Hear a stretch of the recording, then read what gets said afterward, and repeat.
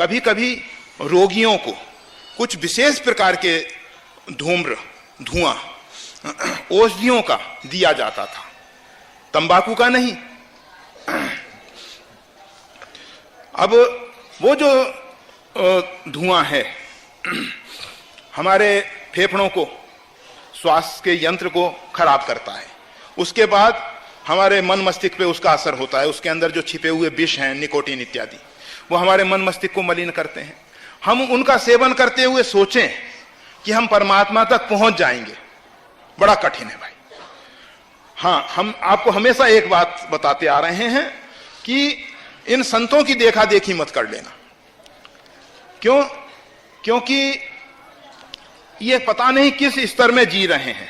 जैसे आज प्रातःकाल बताया था कि एक संत लौकिक दृष्टि में सोते हुए नजर आए, व्यवहारिक दृष्टि में, जगत की दृष्टि में सोते हुए नजर आते हैं, परंतु वास्तविक में तो परमात्मा का नाम सुमरन कर रहे हैं।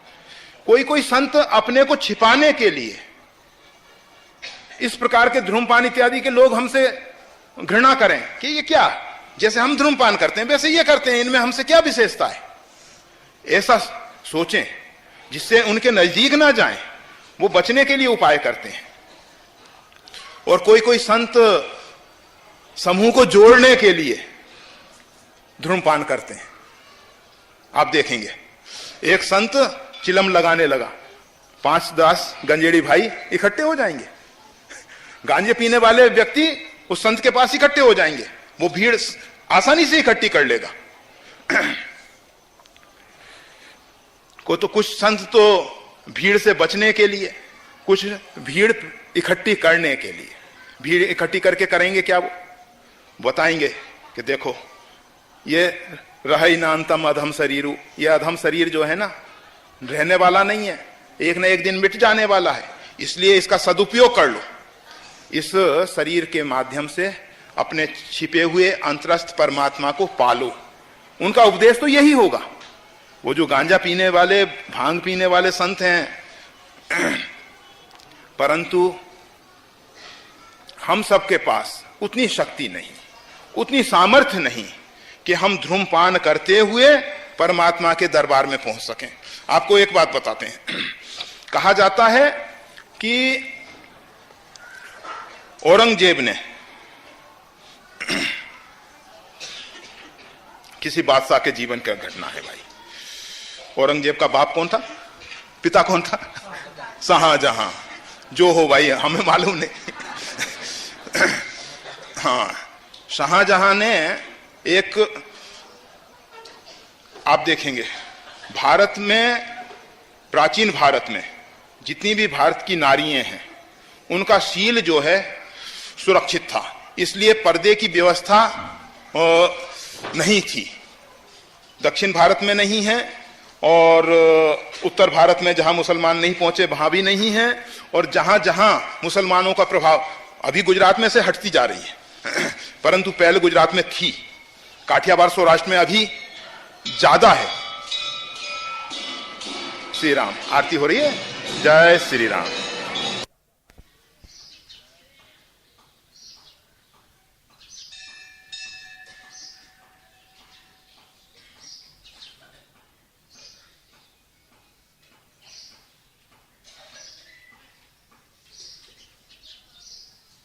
श्री राम।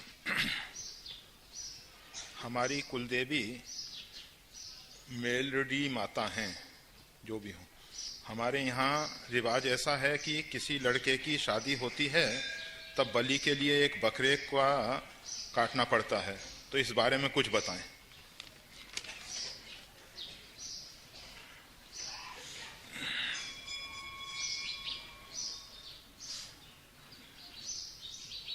एक समय जब मानव, आदि मानव वनों में, अरण्यों में, कंदराओं में निवास करता था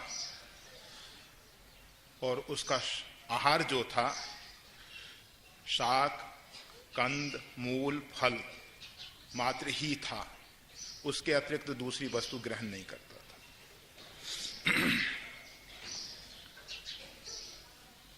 किसी समय कोई ऐसी प्राकृतिक आपदा आई, किसी कारणवश वनों में आग लगी, कुछ पशु उसमें मरे और इंसान ने बेबस होके उसका मांस खाया होगा। मांसाहार मानव के लिए है ही नहीं। जिस प्रकार से प्रकृति ने हाथी, गाय, बैल, भैंस, बकरी, हिरन इत्यादि जो जीव बनाए, ये सब शाकाहारी हैं।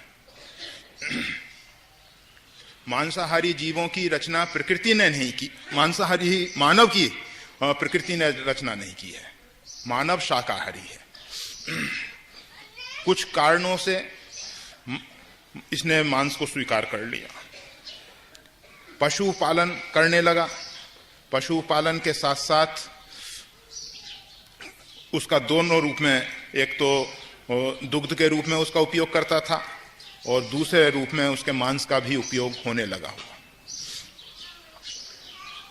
परमात्मा को समर्पित करने के लिए उसको लगा होगा कि जो हमको अच्छा लगता है वही परमात्मा को भी अच्छा लगेगा।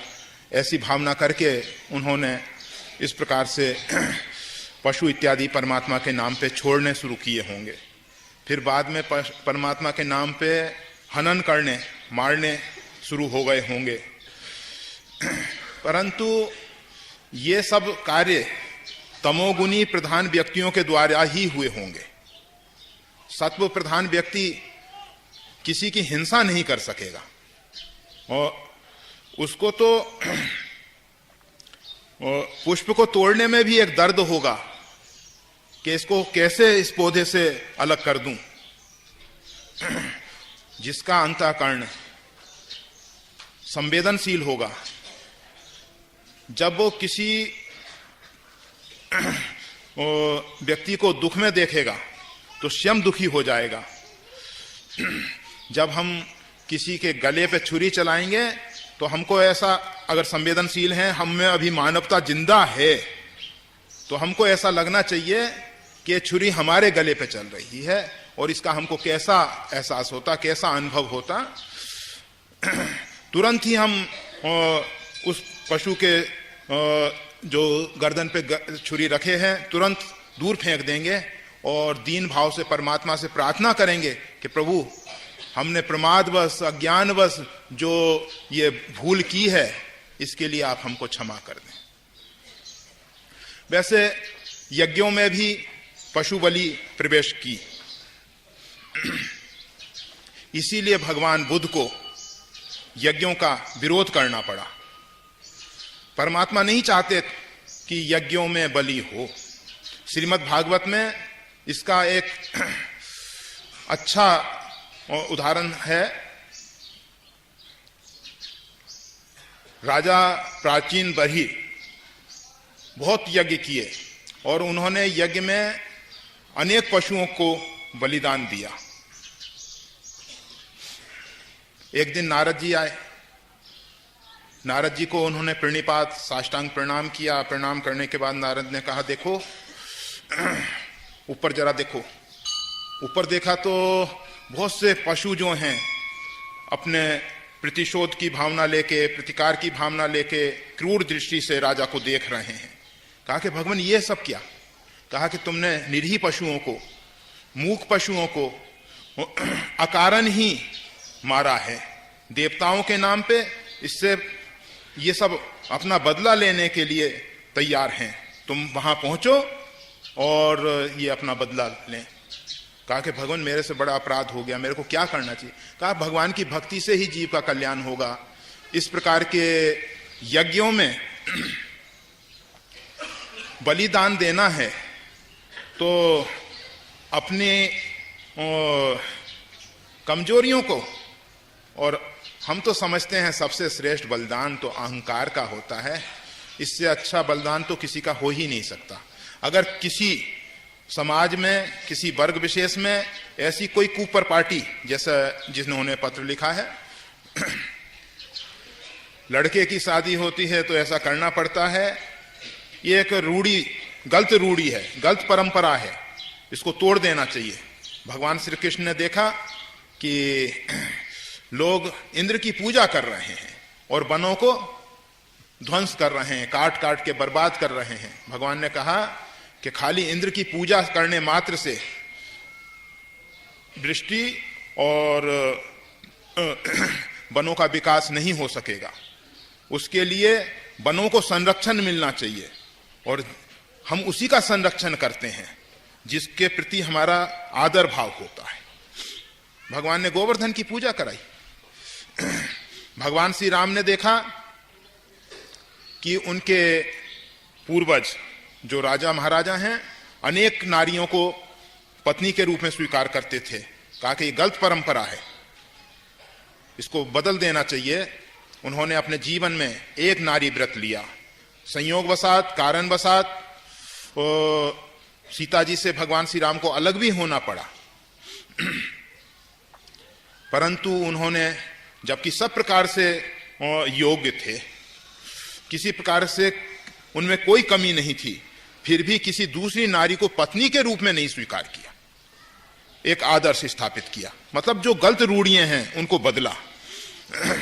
जब भगवान श्री राम का राज्याभिषेक होने की घोषणा हुई तो भगवान श्री राम के मन में एक विचार आया, विमल वंश ये अंकित एकू, बंधु बिहाई बढ़ई अभिषेकू।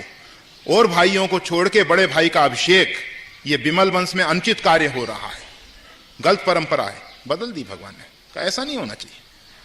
भगवान श्री राम ने देखा कि उनके चारों भाइयों में तो किसी प्रकार का भेद नहीं है, और चारों भाई कहने के लिए चार हैं, वस्तुतः एक हैं।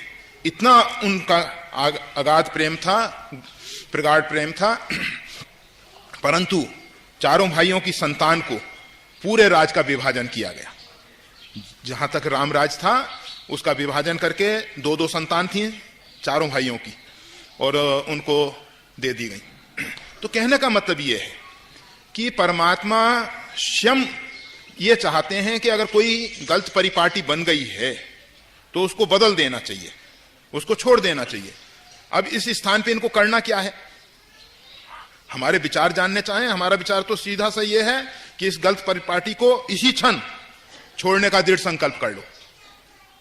क्रिया तो कभी भी भविष्य में होने वाली होगी, परंतु दृढ़ संकल्प अंदर से करो, और भगवती के नाम पे खूब मालपुआ खीर पूड़ी का भोग लगाओ, और कन्याओं को और बच्चों को भोजन करा दो। जो कन्या है, बड़ी लड़कियों को नहीं, श्री राम, छोटे बच्चों को और बच्चियों को भोजन कराओ।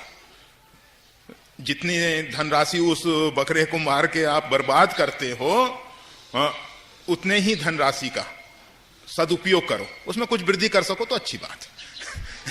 दक्षिणा दे देना बच्चों को, वस्त्र दे देना, बच्चों को पढ़ने के लिए कोई पुस्तक दे देना, और उनके चरित्र निर्माण के संबंधी कोई पुस्तक दे देना, जो कुछ भी हो सके।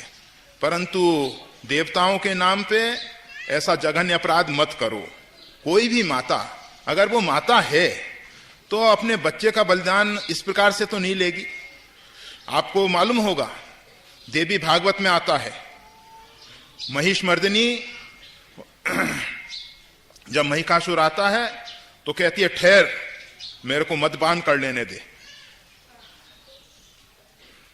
मदपान करके वो बच्चे का वध करती है, क्योंकि महिषासुर भी उसका बच्चा है, परंतु उसके कारण पूरा समाज त्रसित हो गया है, पूरा समाज पीड़ित हो रहा है। और समाज की पीड़ा को दूर करने के लिए भगवती ने उसका वध जरूर किया, परंतु वध करने से पूर्व उसने अपने ममत्व को दूर करने के लिए, अपनी मानसिकता को विकृत करने के लिए, क्योंकि कोई भी माता जो है अपने बच्चे का वध नहीं कर पाएगी, इसलिए उन्होंने मदिरा का पान किया।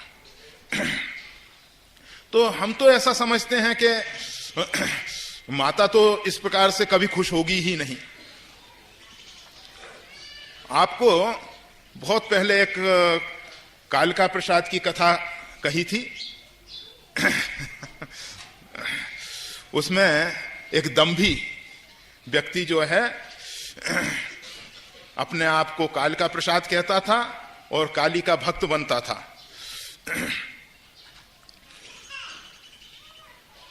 उसने पता नहीं मां भगवती के नाम पे कितने पशुओं का हनन करवाया।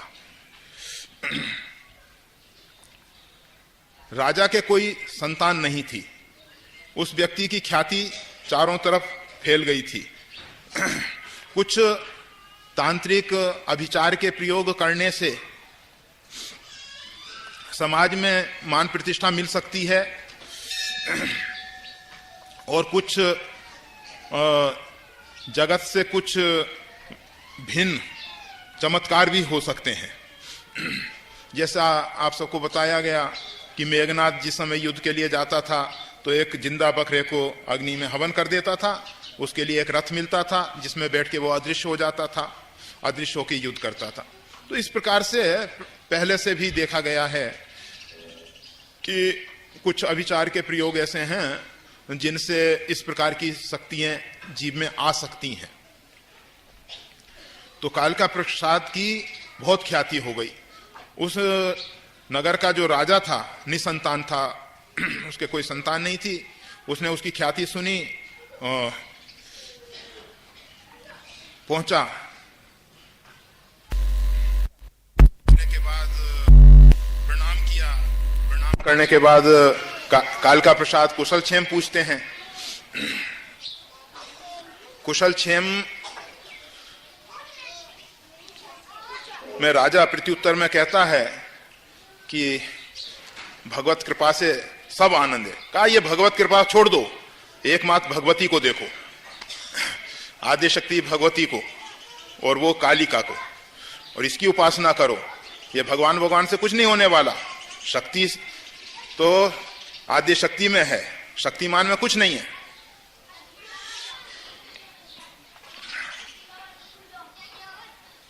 राजा ने निवेदन किया कि भगवान जैसा आप कहते हैं वैसा ही पालन होगा, आदेश का पालन होगा।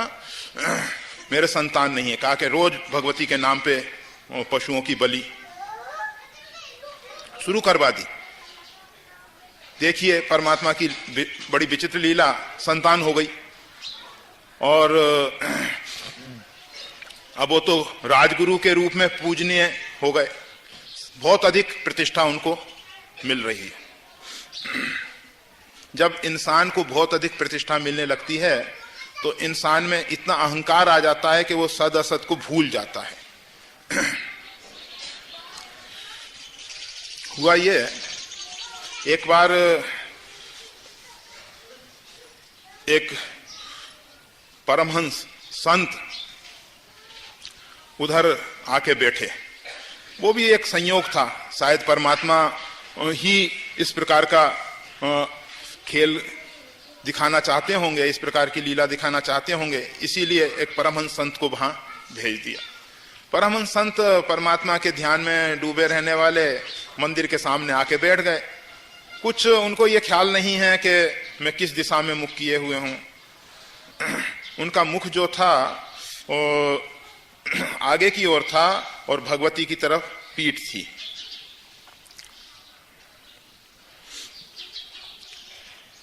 कहा कि देखो ये दुष्ट आके यहां बैठ गया है और शायद भगवती की इच्छा नरबली लेने की होगी, इसलिए इस प्रकार का ये व्यक्ति इस प्रकार का कार्य कर रहा है। अब उसके साथ तो जल्लाद तो थे ही, रोज पशुओं की बलि हो रही थी। वहां उसको लेके भगवती के सामने बलिदान देने की चेष्टा की गई तो उन जल्लादों के हाथ कुंठित हो गए, उनके अस्त्र हाथ में ऐसे के ऐसे रह गए और भगवती ने वहां से प्रयाण कर दिया, वहां से अदृश्य हो गई। आकाशवाणी हुई और कहा गया कि दुष्ट, संबोधन करते हुए कि तूने बहुत अत्याचार, अनाचार, पापाचार कर लिया, अब तेरी सीमा आ चुकी है। जो एक मेरे प्यारे भक्त के ऊपर तूने इस प्रकार का अस्त्र उठवाने की कोशिश की है और इस जघन्य अपराध से तू ही नष्ट हो जाएगा। तो कहने का मतलब यह है, ऐसे बहुत से उपाख्यान प्राचीन ग्रंथों में देखने, सुनने और पढ़ने को मिलते हैं। मतलब भगवती कभी भी अपने बच्चों का इस प्रकार से बलिदान स्वीकार नहीं करती। हाँ, ऐसा जरूर है, अभी भी भारत में बहुत सी शक्तिपीठ ऐसी हैं जहां पशु बलि हो रही है, परंतु वो अज्ञानतावश हो रही है। अगर हम भगवती की सही रूप में सात्विक उपासना करेंगे तो मां ज्यादा प्रसन्न होगी। तामसी आराधना से हमारी नादानी को देखते हुए मां सीमा तक तो हमको क्षमा कर देती है, परंतु जब हम सीमा का अतिक्रमण करने लग जाते हैं तो अब फिर दुष्परिणाम भोगना ही पड़ता है। श्री राम। तो पशु बलि नहीं करनी चाहिए।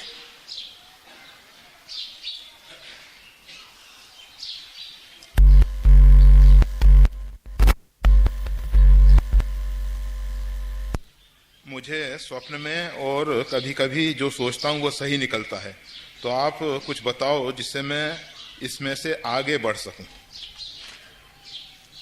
भगवान से प्रार्थना करो कि प्रभु जैसा मैं सोचता हूं उससे विपरीत हो। मैं जैसा सोचता हूं वैसा कभी नहीं हो। अपने आप अहंकार टूटेगा। अभी मैं सोचता हूं वैसा हो जाता है कभी कभी, तो हमको लगता है कि हम में कुछ हो गया, हमें कुछ शक्ति है, हमें कुछ सामर्थ्य है, हम या सही व्यक्ति हैं। नहीं नहीं, हम बहुत गलत व्यक्ति हैं जिसके कारण ऐसा हो रहा है। यह तो कोई संयोग है जिसके कारण ऐसा हो गया, स्वप्न में हो अथवा सोचने के बाद हो। तो परमात्मा से एक ही प्रार्थना करनी चाहिए कि प्रभु हमारा अहंकार बढ़े नहीं, जिस प्रकार से भी अहंकार गलित हो जाए वही आप कृपा करें। वैसे कोई इंसान नहीं चाहता अहंकार को तोड़ना, फिर भी प्रार्थना करें। आप देखिए मानस में, रामचरितमानस में अहंकार के दो स्वरूप हैं। अहंकार शिव बुद्धि अज, मन शशि चित्त महान। परमात्मा के विराट स्वरूप में अहंकार जो है शंकर जी का स्वरूप है, रुद्र का स्वरूप है, जो संहार करता देवता है, जो परावर्तन के अधिष्ठाता देव हैं।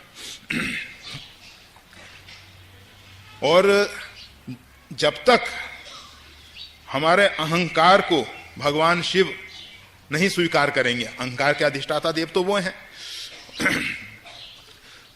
तब तक जीव का कल्याण नहीं हो सकता। दूसरा शरीर भी उनकी कृपा से मिलता है और साधना के लिए जो उपयुक्त शरीर है, क्योंकि जो ये पंच महाभूतों की रचना है, ये शरीर, इससे साधना नहीं हो सकती है। इसलिए भगवान शिव कृपा करके उसमें एक परावर्तन कर देते हैं, एक परिवर्तन कर देते हैं, जिसके द्वारा साधना हो सकती है। इसीलिए आप मंत्र जप से पूर्व न्यास करते हो। न्यास करने का यही तात्पर्य है कि आप अपने देह को मंत्रमय बनाते हो। हर एक मंत्र के अलग अलग न्यास हैं, हर एक के अलग अलग देवता हैं, तो उस देह को देवमय बना के, मंत्रमय बना के उपासना की जाती है। और भगवान शिव की जब तक कृपा नहीं होती तब तक ये परिवर्तन नहीं होता। तो ये जो अहंकार को भगवान शिव के चरणों में समर्पित कर दिया जाए, अपने आप में इस प्रकार का एक परिवर्तन ले आया जाए कि दासो हम कौशलेंद्रस्य, मैं भगवान श्री राघवेंद्र का दास हूं, इस प्रकार का भाव लाके साधना की जाए, अच्छी है। परंतु और जो दूसरा तमोगुनी अहंकार है, अपने गुण विशेष का या अपने ऐश्वर्य का या अन्य किसी कारण से जो भी अहंकार हैं, वो हमको गिराने वाले हैं, पतन की ओर ले जाने वाले हैं। तो इसलिए उसका स्वरूप है कुंभकर्ण। और कुंभकर्ण किसी दूसरे के द्वारा नहीं मारा जाता। मेघनाद काम है जिसको लक्ष्मण जी मार सकते हैं और मारते हैं। परंतु कुंभकर्ण तो ऐसा है कि किसी दूसरे के द्वारा नहीं मारा गया, भगवान श्री राम ही उसको समाप्त किए। यह गुण साधन ते नहीं होई, तुम्हारी कृपा पाप कोई कोई। भगवत कृपा के बिना अहंकार मिटने वाला नहीं है, मरने वाला नहीं है। और भगवान को भी जब तक खेल खिलाना है तब तक कुंभकर्ण को नहीं मारते हैं। और जब देख लेते हैं, जब चारों तरफ से देवता इत्यादि हाहाकार करते हैं कि प्रभु अब तो बहुत खेल हो गया, अब इसका वध कर दीजिए। ये सृष्टि का जो विस्तार हुआ है ना, अहंकार के ऊपर ही हुआ है। अहंकार रूपी जो शेष है ना, उसी पे पृथ्वी टिकी हुई है। तो इसलिए अहंकार से भगवान इस सृष्टि को खेल खिलाते रहते हैं। और जब हमको ऐसी इच्छा हो जाए कि सृष्टिकर्ता के पास पहुंचना है, परमात्मा के समीप पहुंचना है, तब तो हमारे को अहंकार से ऊपर उठना ही होगा। और जब तक हमारे अंदर ऐसी भावना है कि मैं जो सोचता हूं वह हो जाता है, मेरे को जो स्वप्न आते हैं वो सत्य हो जाते हैं, हाँ, अगर इसकी जगह ऐसी भावना हो जाए कि परमात्मा जो समझाते हैं वो सही होता है, परमात्मा जो हमको स्वप्न में प्रेरणा देते हैं वो सही हो जाती है, तब तो कल्याण हो सकता है।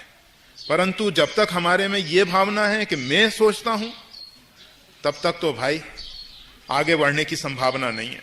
और लिखते हैं कि कैसे आगे बढ़ सकें। आगे बढ़ना अर्थात हमारे शब्दों में परमात्मा की ओर बढ़ने को ही हम आगे बढ़ना मानेंगे। भौतिक क्षेत्र में आप जितना आगे बढ़ोगे, आपसे आगे कोई ना कोई खड़ा मिलेगा, जरूर मिलेगा। वो एक सा चक्र है कि इसमें इति नहीं पाई जाती, इसकी इति होती ही नहीं है, इसका अंत नहीं आता है। जितना आप किसी भी क्षेत्र में, अध्ययन के क्षेत्र में, विद्या के क्षेत्र में या सांसारिक किसी भी क्षेत्र में आप कितना ही आगे बढ़ो, आपसे आगे कोई ना कोई खड़ा मिलेगा। तो इसलिए अगर आगे बढ़ना है तो परमात्मा की ओर आगे बढ़ो और इस सांसारिक उत्थान का अतिक्रमण करो, इसका उल्लंघन करो तो अच्छा होगा। और परमात्मा कृपा करने के लिए सदैव तत्पर है। और दूसरे शब्दों में कहें तो परमात्मा अनवरत निरंतर कृपा कर ही रहे हैं, उनकी कृपा वृष्टि हो ही रही है। सिर्फ हमारा जो अहंकार का छत्र है उसको हटाने की जरूरत है। अहंकार का जो हमने छत्र लगा लिया है, जिसके कारण अहंकार हमारे ऊपर कृपा रूपी वृष्टि को आने नहीं दे रहा है, तो उस कृपा वृष्टि से हम इसीलिए वंचित हैं कि अहंकार का छत्र है। तो अहंकार के छत्र को उठा के फेंक दो, अच्छा है। श्री राम। और ये भूल के नहीं सोचना कि मेरे में कोई गुण विशेष है इसलिए ऐसा हो जा रहा है, एक संयोग है इसलिए ऐसा हो रहा है, होना ही था इसलिए ऐसा हुआ।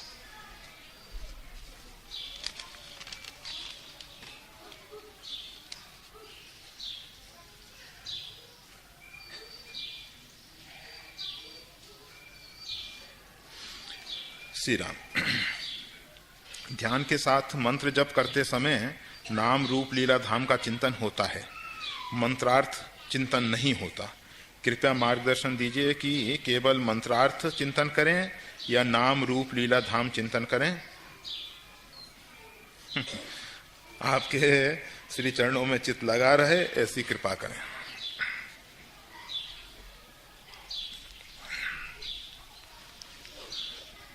पात्र भेद से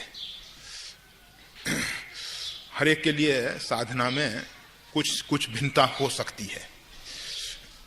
साधना जो है ना, अंतःकरण का विषय है, ये बाह्य क्रियाओं से बहुत ज्यादा संबंधित नहीं है। बाह्य क्रियाएं तो सिर्फ औपचारिकता मात्र होती हैं, साधना होती है अंदर की। और अंदर की जो उड़ान है, जब पक्षी आकाश में उड़ेगा, कोई फ्लाइट आकाश में उड़ेगा, तो अपने चरण चिन्ह नहीं छोड़ के जाएगा। इसलिए ये जो साधना में किस किस महापुरुष ने कैसे कैसे उड़ानें भरी हैं, उसको कहना समझना बड़ा कठिन होता है।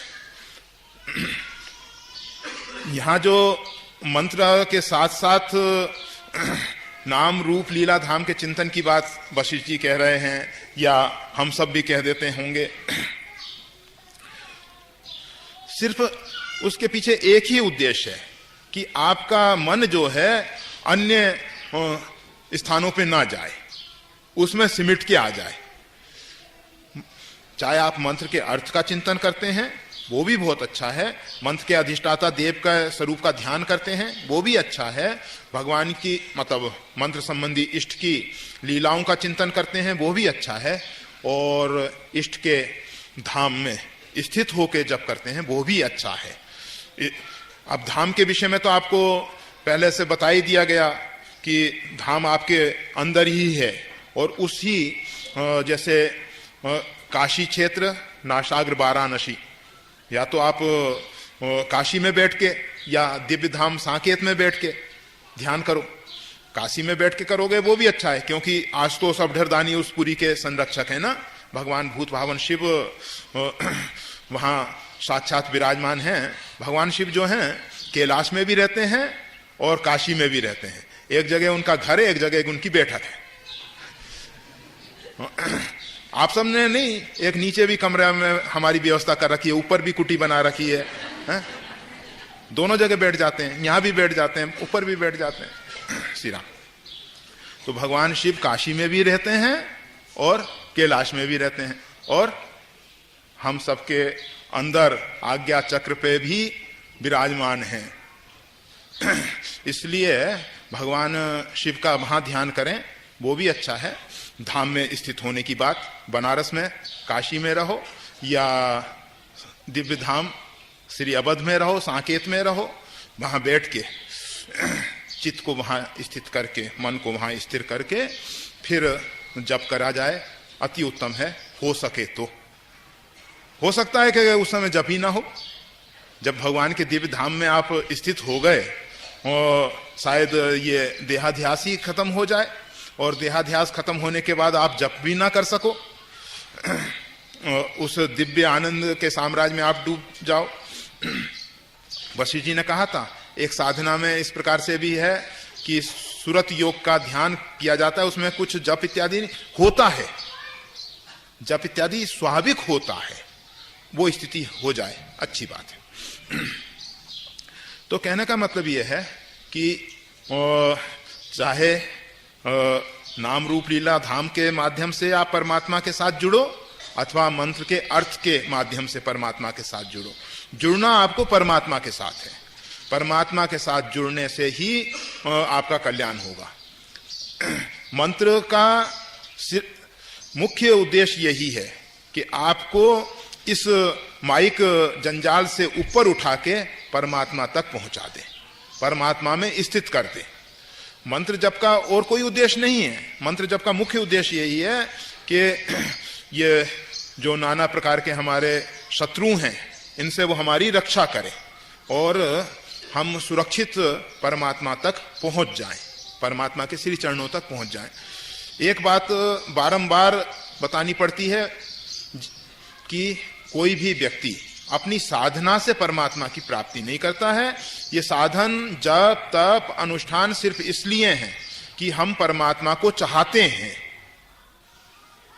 परमात्मा को हम चाहते हैं। इसके लिए जैसे एक बच्चा कुछ हाव भाव प्रकट कर रहा है, हम बहुत बार देखते हैं।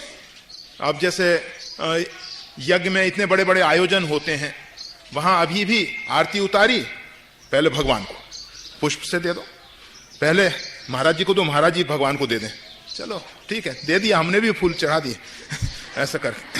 परंतु जो आरती का वास्तविक भाव था वो तो समाप्त हो गया। मतलब बड़े बड़े यज्ञों के आयोजक भी जो हैं वो ये नहीं जानते कि ये क्रियाएं जो हो रही हैं इनके पीछे रहस्य क्या है, किस उद्देश्य से ये सब की जा रही हैं। फिर भी परमात्मा प्रसन्न होते हैं, परमात्मा नाराज नहीं होते बच्चों की चेष्टाओं को देख के। एक बच्चे ने जैसे देखा कि पुजारी आरती कर रहा है, ऐसे ही वो भी अपने एक दीप लगा के आरती करने लगा। भगवान तो उससे ज्यादा प्रसन्न हो जाएंगे उसके शुद्ध पवित्र भाव से। उसकी वो जानकारी नहीं है। हाँ, जानकार व्यक्ति अगर अपराध करेगा तो वो दंड पाएगा, परंतु जो अबोध शिशु हैं और उनमें कर्म का अहंकार ना हो कि मैं करता हूं, अगर वो अपने आप को ज्ञानी समझ रहा है कि हम तो बहुत अधिक समझदार हैं, तो निश्चित है कि उसका दुष्परिणाम आ सकता है। परंतु अबोध शिशु बन के जो कुछ भी आप परमात्मा की सेवा अर्चन में उपचार करेंगे तो परमात्मा उसके पीछे आपके जो पवित्र भाव हैं उसको स्वीकार कर लेंगे और उसकी त्रुटियों को देख के, उसकी भूलों को देख के, उसकी कमजोरियों को देख के नाराज नहीं होंगे। यज्ञ का स्वरूप बहुत बदल चुका है। यज्ञ में पहले गौघृत का विधान था, गौघृत से ही आहुति दी जाती थी।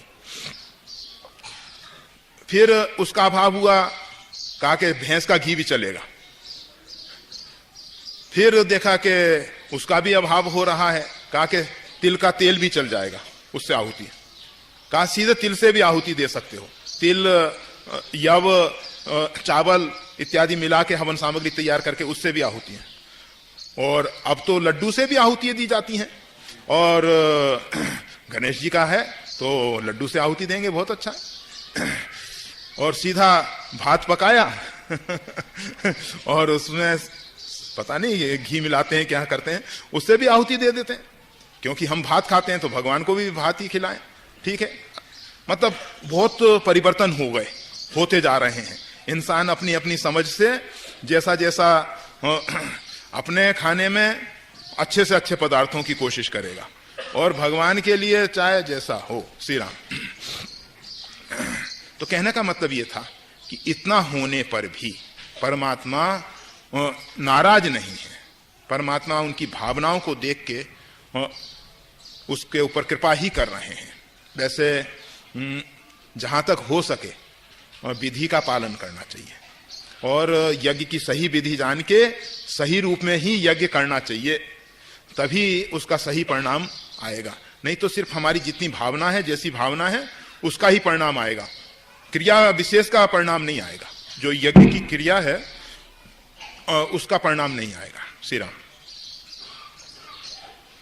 तो परमात्मा हमारे जप, अनुष्ठान इत्यादि को देख के प्रसन्न होते हैं, हमारी भावनाओं के अनुरूप कृपा कर देते हैं।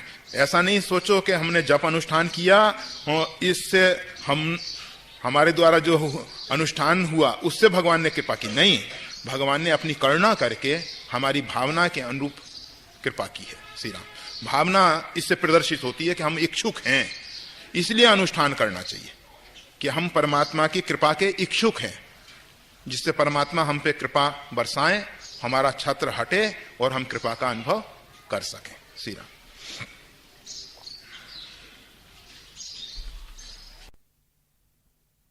नील बिंदु क्या है? राजयोग तथा पातंजलि योग सूत्र के बारे में कृपया संक्षिप्त में बताएं। पिछली बार पूछने पर भी उत्तर नहीं मिल सका था, कृपया उत्तर दें।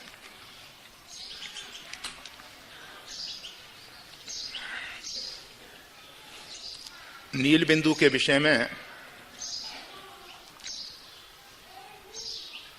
एक इस प्रकार की धारणा कहिए या तथ्य कहिए, तथ्य मतलब सत्य से जुड़ा हुआ है।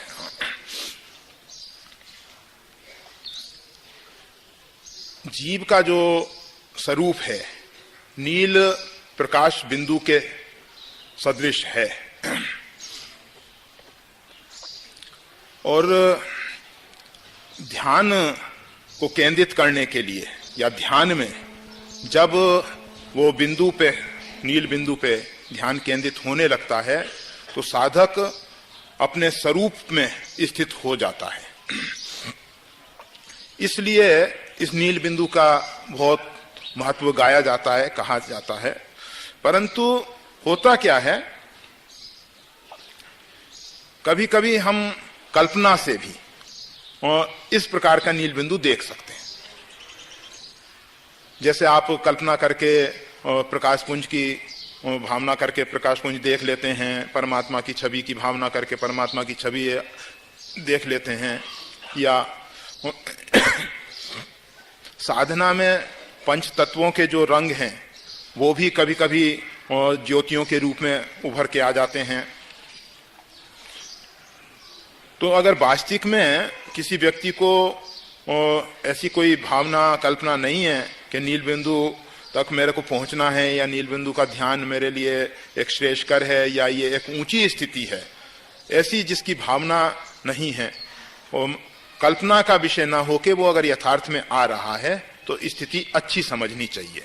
परंतु इसके आगे भी और यात्रा है, खाली यहां पे यात्रा की इतिश्री नहीं हो जाती, इससे आगे भी बढ़ना है। ध्यान में इस प्रकार के चिन्ह दिखाई देना, अर्थात साइन, माइलस्टोन पे साइन आ रहे हैं कि आप केदारनाथ जा रहे हो, ठीक है, और एरो बना है, आप उसके दिशा में चले जा रहे हो, ठीक है, परंतु जब तक शून्य ना आ जाए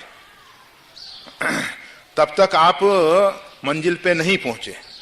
शून्य आ जाने के बाद, जैसे आप केदारनाथ के आगे शून्य आ गया, केदारनाथपुरी में आपका प्रवेश हो गया है, परंतु अभी केदारनाथ दूर है।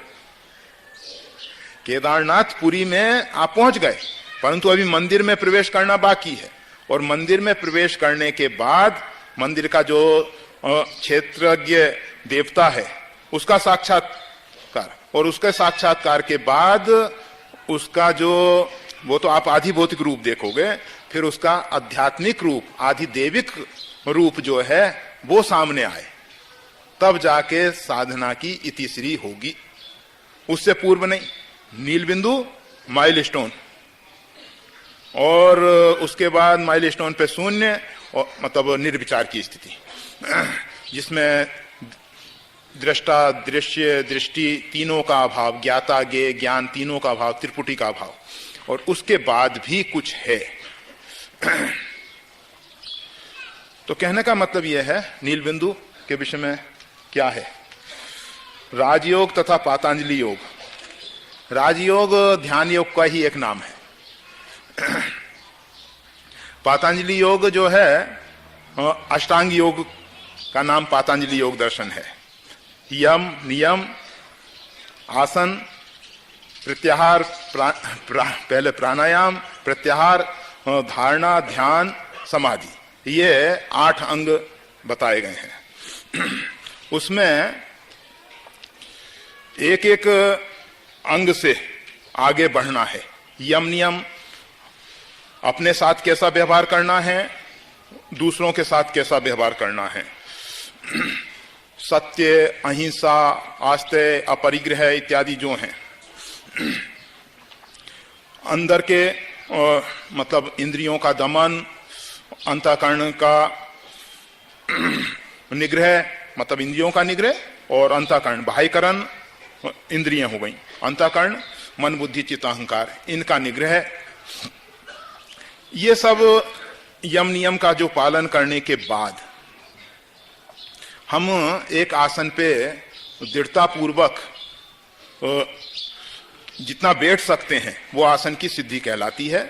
उसमें होता यह है कि कुछ आसन जो हैं साधना के लिए, वैसे 84 आसन हैं, कहीं और अधिक संख्या में भी आसन बताए गए हैं।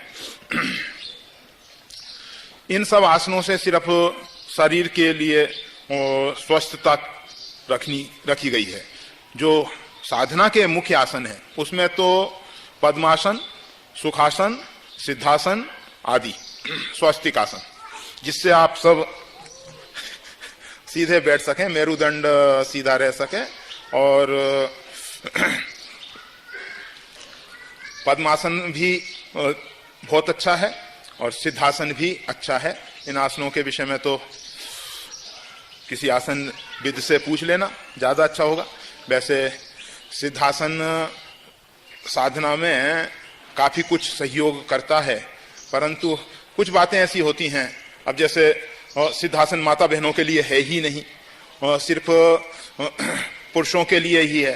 पुरुषों में भी उन पुरुषों के लिए है जो गृहस्थ आश्रम के कार्यों से उपराम होना चाहते हैं या उपराम हो चुके हैं, उनके लिए सिद्धासन है, हर एक के लिए सिद्धासन नहीं है। तो इसीलिए कुछ कुछ बोलने में, कहने में कभी कभी कुछ थोड़ा संकोच होता है। पद्मासन, स्वास्तिकासन से बैठ जाएं, सुखासन से आप बैठ जाएं, और फिर उसके बाद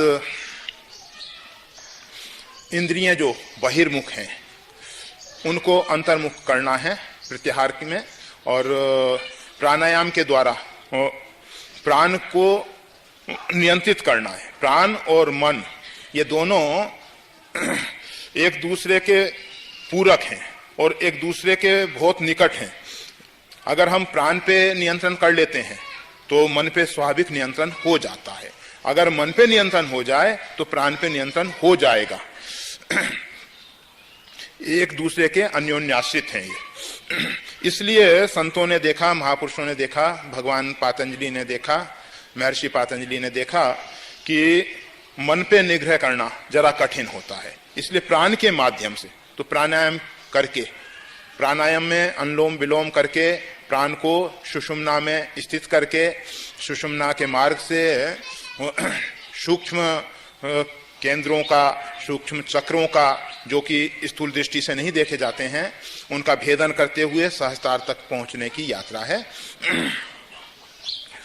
और फिर इसके बाद धारणा में किसी अंग विशेष पे धारणा को दृढ़ करना है। पंच महाभूतों में जल, पृथ्वी, आयु, वायु, अग्नि, आकाश, सिरा, इसमें से किसी पे भी आप धारणा को दृढ़ कर सकते हैं। इसमें दो प्रकार से, एक बाह्य धारणा है, एक आंतरिक धारणा है। बाह्य धारणा में आप बाहर जल को देखते हुए अग्नि को, अग्नि की ज्योत को, या भगवान का जो सुंदर विग्रह है वो पृथ्वी तत्व है। पृथ्वी तत्व में भगवान का श्री विग्रह, मूर्ति, प्रतिमा जो भी है, उस पे आप अपने धारणा को दृढ़ करें और फिर धारणा से ध्यान में प्रवेश कर जाएं और सिर्फ ध्येय ही ध्येय रह जाए। और ध्येय के बाद जब सम्यक प्रकारेण चित्त समाहित हो जाए, मतलब ध्याता ध्येय ध्यान तीनों का अभाव होके वृत्ति पूर्ण रूपेण शांत हो जाए, तब आप समाधि में स्थित होंगे। परंतु हम सब जिस समाधि की बात करते हैं वो कहते हैं साधो सहज समाधि भली।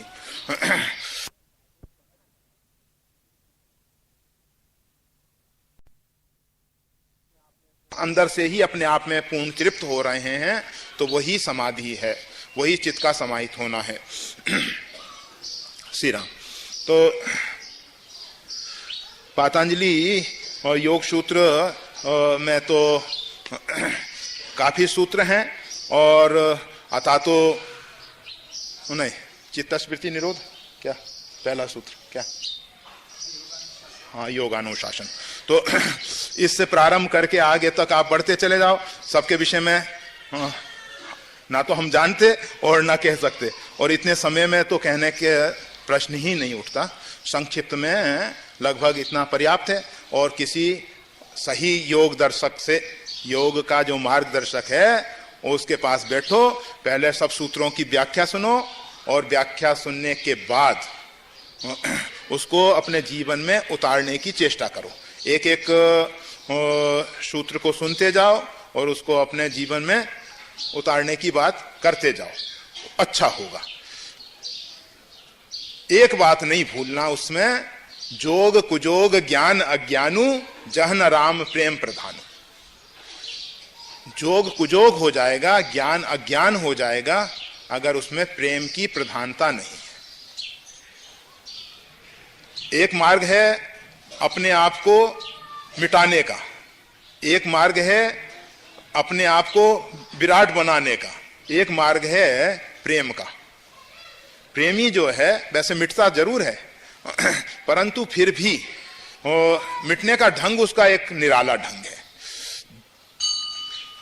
अपने अस्तित्व को रखते हुए, ऐसा नहीं कि अस्तित्व की सत्ता को स्वीकार करता है, इस जड़ पंच महाभूत के शरीर की बात नहीं, परंतु अपनी सत्ता का जो भाव है उसको रखते हुए वो परमात्मा के साथ मिलन करता है। मतलब वहां शुद्ध जीवात्मा और शुद्ध परमात्मा का, परमात्मा तो शुद्ध है ही, जीवात्मा का परमात्मा के साथ मिलन होता है। परंतु कौन सी जीवात्मा का? शुद्ध जीवात्मा का परमात्मा के साथ मिलन होता है। श्री राम। लगभग पूरा।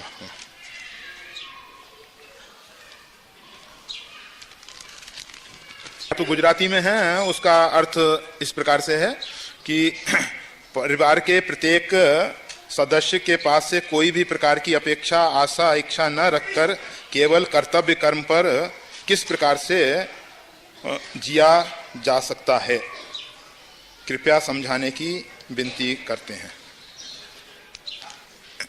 श्री राम।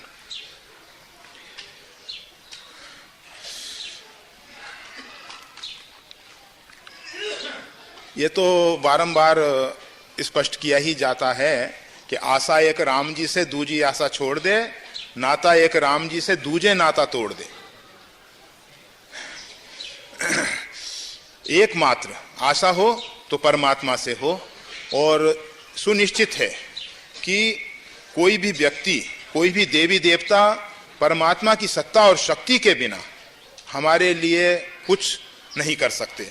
जिनसे हम आशा भी कर रहे हैं उनके पीछे भी जो अधिष्ठान है वो परमात्मा ही है, और बिना परमात्मा की कृपा के, बिना परमात्मा की इच्छा शक्ति के, कृपा शक्ति के, क्रिया शक्ति के कोई भी कुछ शक्ति वाला है ही नहीं। तो इससे किसी की आशा क्यों करनी? जब परमात्मा से ही उपलब्धि होने वाली है तो परमात्मा की आशा करो। रह गई बात परिवार के सदस्यों की, उनसे भी आशा क्यों कर रहे हो? वो भी आप देखते हैं पूर्व ऋणानुबंधन के द्वारा परिवार में एक दूसरे के साथ हम सबका संबंध हो जाता है, और जिससे जिस प्रकार का हमको हानि और लाभ मिलना है उस प्रकार का हानि अथवा लाभ मिलके वो संबंध पूरे हो जाते हैं। तो ये जितने भी संसार के सदस्य हैं, समाज में जो हम सबके साथ जुड़ते हैं, वो एक दूसरे के साथ पूर्व ऋणानुबंधन के द्वारा जुड़े हुए हैं, और वो सिर्फ ऋण चुकता करने के लिए आए। इससे ज्यादा कोई उनसे अपेक्षा ही मत करना। अगर उसके द्वारा हमको हानि होनी है, परेशानी होनी है तो होगी, उसको सहज स्वीकार कर लेना, परंतु वो हमारे ही किए हुए कर्मों का कुछ परिणाम है, और वो व्यक्ति इसमें कुछ नहीं कर रहा। चाहे वो हमको सुख पहुंचा रहा है अथवा दुख पहुंचा रहा है, दोनों में ही वो व्यक्ति ना तो हमारा हितैषी है ना हमारा द्वेषी है। इस प्रकार की भावना रखें, और दूसरे भाव से कि परमात्मा ने हमको जिस भी प्रकार का गृहस्थ आश्रम के अनुरूप अभिनय सौंपा है वो अभिनय ही करना हमारा कर्तव्य है। इसके अतिरिक्त हमको कुछ नहीं करना है। दूसरे जो परिवार के अन्य सभ्य हैं, सदस्य हैं, वो भी और कुछ नहीं कर रहे हैं, सिर्फ अपना अपना अभिनय कर रहे हैं। इस प्रकार की स्थिति रख के आप जी सकते हैं, इसमें कोई समस्या नहीं है, परंतु हम सब अभिनय को अपना वास्तविक रूप मान लेते हैं। बस यहीं से परेशानी शुरू हो जाती है। हम उनसे कुछ अपेक्षा रख लेते हैं, हम सोचते हैं कि बच्चे को ऐसा करना चाहिए, बच्चा हमारे लिए ऐसा करे, यहाँ परेशानी आ जाती है। ठीक है, हम अपना दायित्व निर्वाह करें, हमारा जो कर्तव्य है उसका निर्वाह करें, बच्चे के प्रति जो हमको जिम्मेदारी सौंपी गई है उसका निर्वाह करें, परंतु अपेक्षा रख के नहीं, आशा रख के नहीं। श्री राम।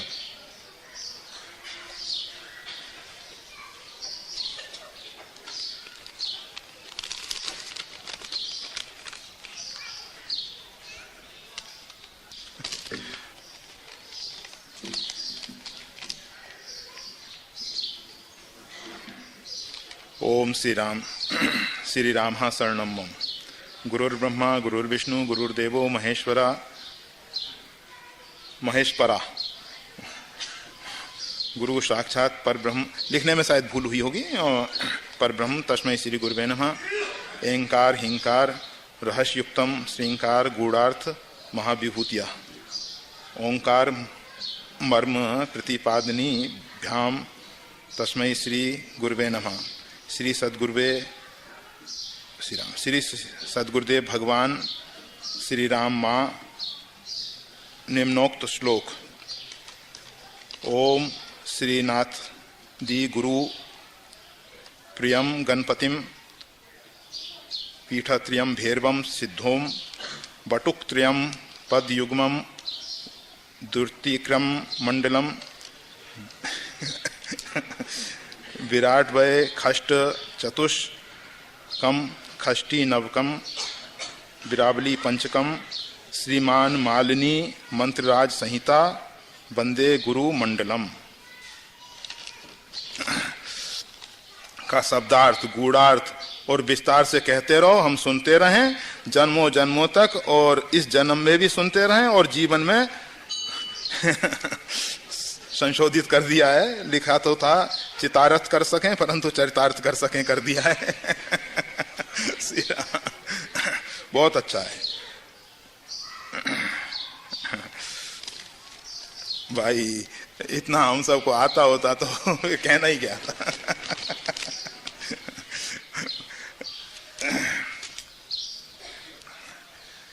जहां से मंत्र प्राप्त हुआ हो वो उसके प्रदाता से ही पूछना ज्यादा अच्छा होगा। हमको तो ये सब जानकारी नहीं, हम तो एकमात्र कभी तुलसी धोके मुख से जाके निकसत नाम, वो भी कभी कभी धोखे से भूल से नाम आ गया होगा तो आ गया होगा, और तो इससे ज्यादा कुछ जानते नहीं। जय श्री राम। और जन्मों जन्मों तक सुनते रहें और कहते रहें, कैसे संभव? ना तो हमें इतनी सामर्थ, ना शायद आप में होगी कि सुनते रहो। इसलिए ये बात बनने वाली है नहीं, ना तो कहने वाले की बात बनेगी ना सुनने वाले की। अच्छा ये है कि अपने अंदर जो परमात्मा का मधुर मंगलमय नाम गूंज रहा है उसका श्रवण करो, और मन को इधर उधर ना लगाते हुए परमात्मा के श्री चरणों में लगाओ। जय श्री राम। श्री राम। अभी आप सब हमारे परम श्रद्धेय संत महानुभावों के माध्यम से गीता जयंती के अवसर पे उनके वचनामृत का पान कर रहे थे। हमारे भारतीय प्रत्येक व्यक्ति में कृतज्ञता की भावना छिपी हुई है। हम सब अपने ऋषि महर्षियों के, संत महानुभावों के ऋणी हैं। उन्होंने हम सबको जीवन में परम सुख, परम शांति पाने के जो मार्ग प्रदर्शित किए,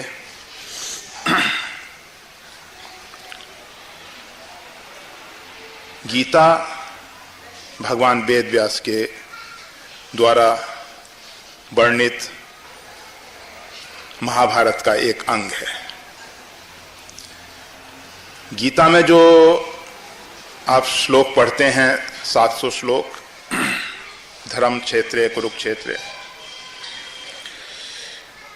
वो सब भगवान वेद व्यास द्वारा रचित हैं।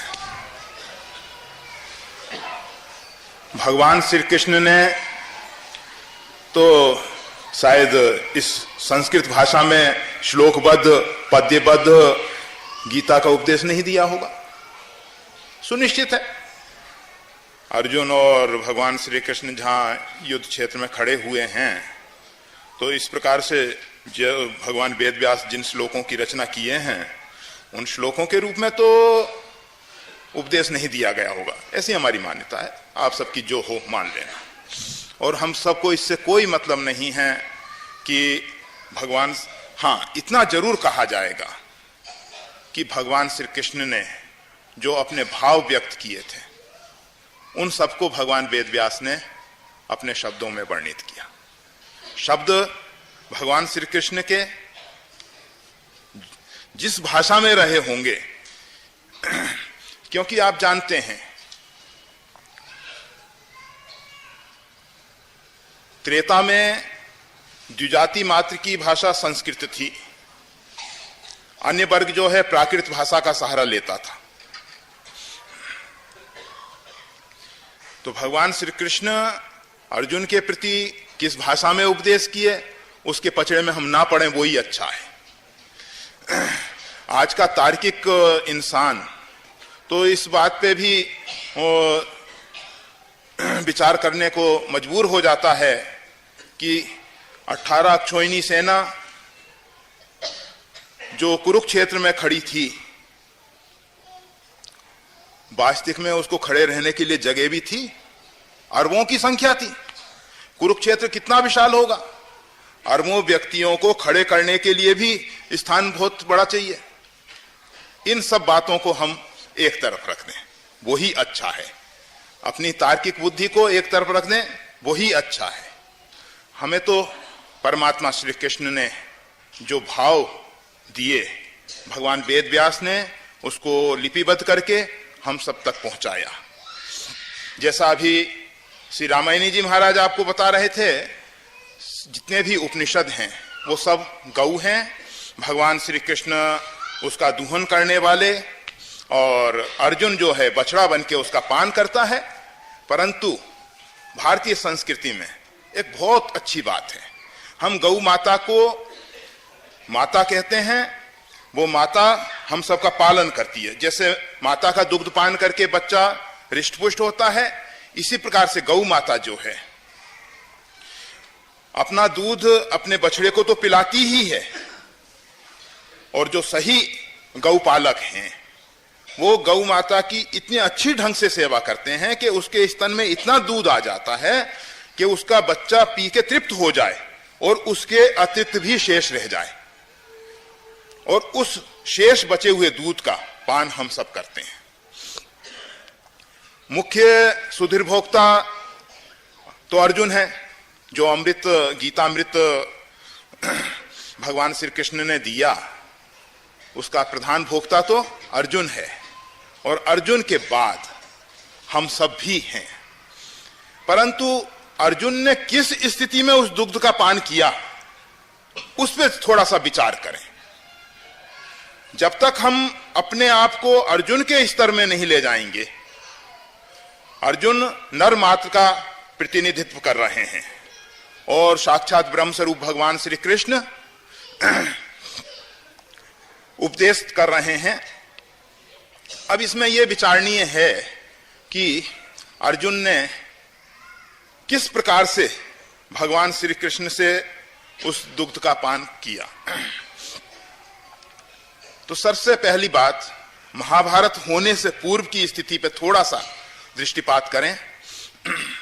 जब शांति के संदेश को लेकर भगवान श्री कृष्ण धृतराष्ट्र की सभा में गए, और धृतराष्ट्र ने अपने पुत्र की मोह आसक्ति के कारण भगवान श्री कृष्ण के उपदेश को महत्व नहीं दिया। दुर्योधन का स्पष्ट कहना था कि ये 5 गांव मांग रहे हैं, मैं सुई की नोक भर जमीन भी नहीं दे सकता हूं बिना युद्ध किए। अगर इनको भूमि की इच्छा है तो युद्ध करें। जब सब प्रयास शांति के विफल हो गए, महाभारत का युद्ध सुनिश्चित हो गया। युद्ध अंतिम स्थिति है। देखिए, ये विराट स्वरूप परमात्मा का जो शरीर है, उसमें जब कोई रोग प्रवेश करता है तो पहले औषधियों के द्वारा उसको दूर करने की चेष्टा की जाती है।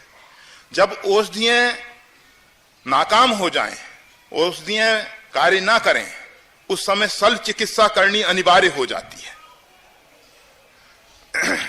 तब कोई सर्जन उसको चीर फाड़ करके उसकी विकृति को बाहर निकालता है।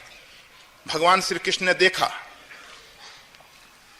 कि समझाने से बात नहीं बन रही है, अब तो एकमात्र युद्ध ही इस व्याधि को दूर करेगा। अर्जुन और दुर्योधन भगवान के लिए दोनों समान हैं। भगवान की दृष्टि में कोई भेद नहीं है। फिर भी अर्जुन जो है धर्म का प्रतिनिधित्व कर रहा है, और दुर्योधन जो है अधर्म का प्रतिनिधित्व कर रहा है। अर्जुन की विचारधारा है कि मैं ये राजभोग वैभव को परिवार को मार के प्राप्त करना नहीं चाहता। ऐसे भोग किस काम के हैं जो रुधिर में सने हुए हैं। हमारा पूरा कुल कुटुंब जो है, पूरा परिवार नष्ट होने के लिए खड़ा हुआ है। इससे अच्छा तो यह है कि मैं भिक्षा का अन्न सेवन कर लूं। भिक्षा का अन्न क्षत्रियों के लिए वर्जित है। क्षत्रियों को किसी के आगे हाथ पसारना ठीक नहीं। छात्र कर्म जो है सबकी रक्षा करने के लिए है। दानम ईश्वर भाव, छात्र कर्म स्वभावजम, उसको तो देने की प्रवृत्ति होनी चाहिए। क्षत्रिय को जहां तक बन सके समाज के लिए उदारचित होके हमेशा बांटता रहे। परंतु अर्जुन कहता है कि मैं अपने धर्म को छोड़ के भिक्षा का अन्न सेवन कर लूंगा, परंतु ये कुटुंबी जनों को मारना नहीं चाहता।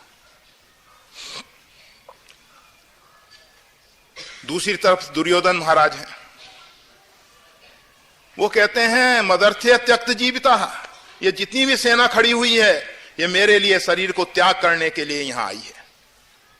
उनकी विचारधारा यह है कि संपूर्ण समाज नष्ट होता है तो हो जाए, हमारे भोग जो हैं सुरक्षित रह जाएं। ऐसी स्थिति में भगवान श्री कृष्ण परमात्मा जो हैं, हमेशा आप जानते ही हैं कि भगवान का अवतार जो होता है परित्रणाय साधूनाम विनाशाय च दुष्कृताम, धर्म संस्थापनार्थाय, धर्म की स्थापना करने के लिए, सम्यक प्रकार से स्थापना करने के लिए परमात्मा का भूमंडल पे अवतरण होता है। भगवान जो धर्म के सहयोगी हैं, अर्जुन आदि, तो अर्जुन ने कौन सा, वैसे आप सब कहेंगे जैसा भी श्री रामायणी जी महाराज ने दो वृक्षों के रूप में युधिष्ठिर को धर्म द्रुम के रूप में कहा, अर्जुन हमारी दृष्टि में महाराज युधिष्ठिर से भी आगे। स्कंध है ना उस वृक्ष के, वृक्ष का तना है, पूरा वृक्ष का बोझ उस तने पे है, मूल तो अपने स्थान पे है ही। परंतु कभी कभी होता क्या है, विधिवत सुजन कुसंगत पर ही हमारे भारतीय इतिहास में एक बड़ा दुर्दिन देखने को मिला। एक अबला नारी को निवस्त्र किया गया, निवस्त्र करने की कुचेष्टा की गई। ऐसा तो भारतीय इतिहास में कोई दूसरा प्रसंग नहीं देखने को मिलेगा कि भरी सभा में जिसमें भीष्म द्रोण इत्यादि विराजमान थे, धृतराष्ट्र इत्यादि विराजमान थे, और उस सभा में एक अबला नारी के साथ इस प्रकार का दुष्कृत हुआ। भारतीय संस्कृति हमेशा से मातृ पक्ष को महत्व देती आई है। जब जब इस मातृ पक्ष पे आंच आई है, चाहे रामायण ले लीजिए आप, चाहे आप महाभारत ले लीजिए, दोनों के पीछे मातृ शक्ति का अपमान हुआ है।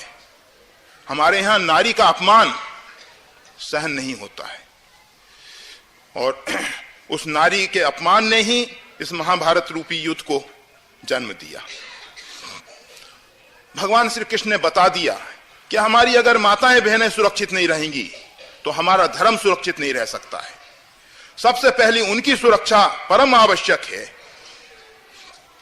अर्जुन के विचारों में भी यह कहा गया है कि जब नारियां अपने धर्म से गिर जाती हैं तो वर्ण शंकर पैदा होते हैं, और वर्ण शंकर जो हैं कुल और परिवार को नष्ट करने वाले होते हैं, कुल और कुल धर्म को नष्ट करने वाले होते हैं। तो इसलिए हम सब हमेशा से इस नारी समाज को बहुत महत्व देते आए। जब तक भारत में मातृशक्ति सुरक्षित थी तब तक ये भारत जो है विश्व में सर्वोपरि स्थान पाता था। परंतु जब से इनके धर्म पे आंच आई, तब हम सबका पतन हुआ। महाभारत का परिणाम इसी दुष्कर्म का परिणाम है। तो हम कहना चाह रहे थे, महाभारत युद्ध में जब भगवान श्री कृष्ण ने देखा कि समझाने से किसी प्रकार से कार्य नहीं बन रहा है, युद्ध अवश्यम भावी हो गया है, युद्ध होना अनिवार्य हो गया है। भगवान तटस्थ हैं। भगवान कहते हैं कि हम तुम्हारे युद्ध में शस्त्र नहीं उठाएंगे। भगवान अपनी सैया पे लेटे हुए हैं। अर्जुन और दुर्योधन दोनों भगवान से सहायता के लिए याचना करने के लिए जाते हैं। दुर्योधन पहले पहुंचता है, परंतु उसका अभिमान, उसका अहंकार भगवान के चरणों की तरफ बैठने से मना कर देता है, इनकार कर देता है। भगवान के सिर की तरफ आसन पे बैठ जाता है। आसन लगा हुआ है, आसन पे बैठ। अर्जुन पहुंचते हैं। अर्जुन भगवान के श्री चरणों में प्रणाम करके भगवान की चरणों की तरफ जो आसन लगा हुआ है वहां बैठ जाते हैं। भगवान लीलाधारी हैं, नटवर बपू। उनका बपू जो उनका शरीर है ना, वो एक श्रेष्ठ नट जैसा है। करते सब कुछ लीलाएं हैं, परंतु उसमें आसक्त नहीं होते, उसमें बंधते नहीं हैं। श्रेष्ठ नट हैं। अगर नट अभिनय करते करते अपने आप को मान ले कि मैं यही बन गया जो उसको अभिनय सौंपा गया है, तो उसकी कुशलता नहीं है। लोगों को ऐसा लगे, जो अभिनय देखने वाले हैं नाट्य मंच पे, उनको ऐसा लगे कि वास्तविक में ये वही है, परंतु नट को कभी ऐसा नहीं प्रतीत होता। तो भगवान श्री कृष्ण नटवर हैं।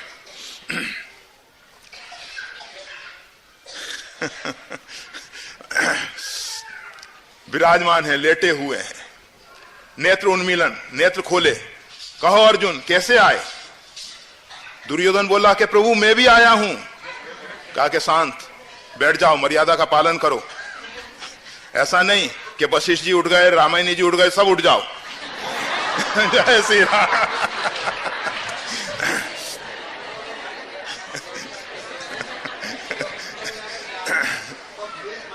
श्री राम, जय राम, जय जय राम।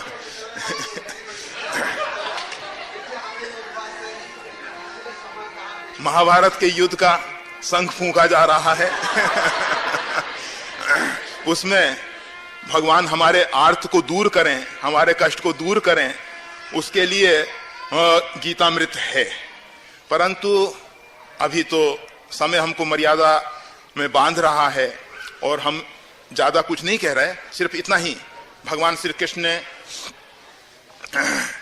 कहा कि देखो अर्जुन तुम्हारा छोटा भाई है।